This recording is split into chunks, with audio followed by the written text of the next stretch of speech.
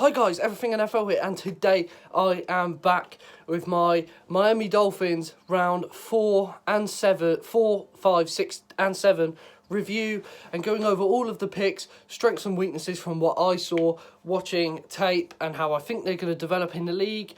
And like I said, strengths and weaknesses, it's going to be insane, and where they were picked, and also a big trade that happened on draft day yesterday that will help the Miami Dolphins in the future. And no messing about, let's get right into it. At pick 111, the Miami Dolphins traded up and selected Salomon Kindley, a guard out of Georgia. He's a very young guard. His strengths, he has a wide frame from chest to ankles. He's a big guard. Feet are more nimble than you expect. He's very quick, and he's got adequate pop in his hands in the pass protection. That's his specialty. He's a very good pass protector. He's a raw talent. He's going to improve. He more than likely will not be starting straight away, but he's got very good hands. He struggles to keep his blocks centered though, so he always moves them around. It's very hard for him to hold the blocks right in front of him. He always lunges towards the rush rather than sliding with his feet, so he leaves himself open to be countered and moved around, which is also a problem. And he's got below average acceleration into the block, so instead of moving around quickly, he'll just stay in the block. He's a tough player to review and handle because he has some flashes where he looks amazing, but then he also has some flashes where you notice why he was taken in the 4th round. And I personally think he's a developmental prospect. I don't think he's going to start straight away, but I think he can develop over time and turn into a decent backup to possible starter guard for the Miami Dolphins. And with pick 153 in the 5th round, we traded that pick to the San Francisco 49ers for running back Matt Breida. I think, in my opinion, this is fantastic. Our running back group is now fully sorted with Jordan Howard and Matt Breida as our running backs for the 2020 season.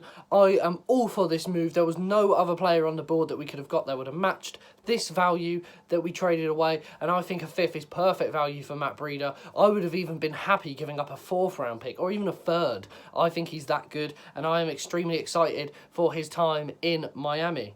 And at pick 154, the Miami Dolphins selected Jason Stowbridge, a defensive end out of North Carolina. Let's go back to what we were doing before with his strengths and weaknesses. He's got length, strength and toughness, perfect for the NFL level. That will help him succeed on that Miami Dolphins defense. He's got power to pull free from blocks, so he's able to get around the blocker very well, and that is a thing you watch and you take notice of when you watch him on tape for North Carolina. And if you want to go watch any of these tapes, just type in some of these names on YouTube and watch some highlights or even some full games from their college time. So you can see all of these on YouTube. It's all amazing, and his hands are violent, and he is fairly skilled.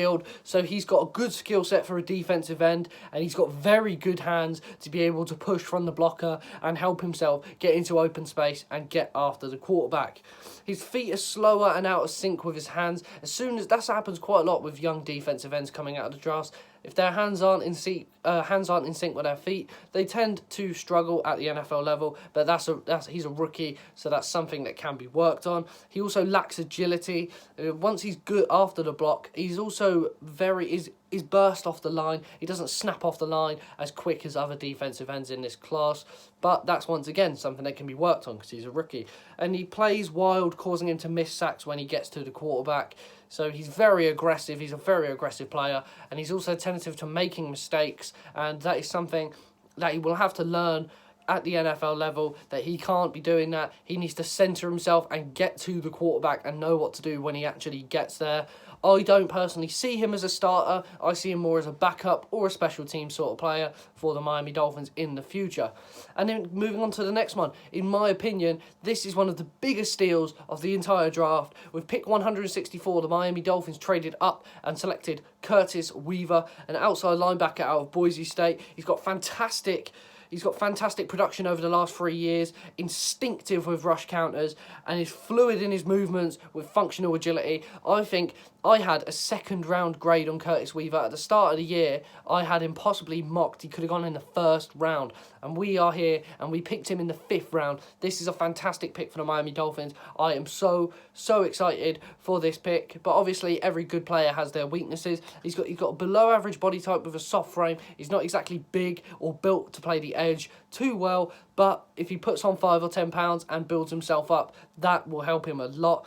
He lacks pursuit speed as an edge defender, so he's not too quick when he gets past the blocker, which gives time for the quarterback to get the ball out, and that's where Curtis Weaver, once again, he will have to improve. He's obviously going to work on his burst and his snap off the line to help improve at the NFL level, and he also has issues with balance and body control at times. He plays wild, so that's where he sometimes loses control, and he always ends up on the floor a lot. When you watch his tape, you see him, he spends a lot of time on the ground, which is something he's got to work on. He's got to work on staying upright and being able to get after the passer.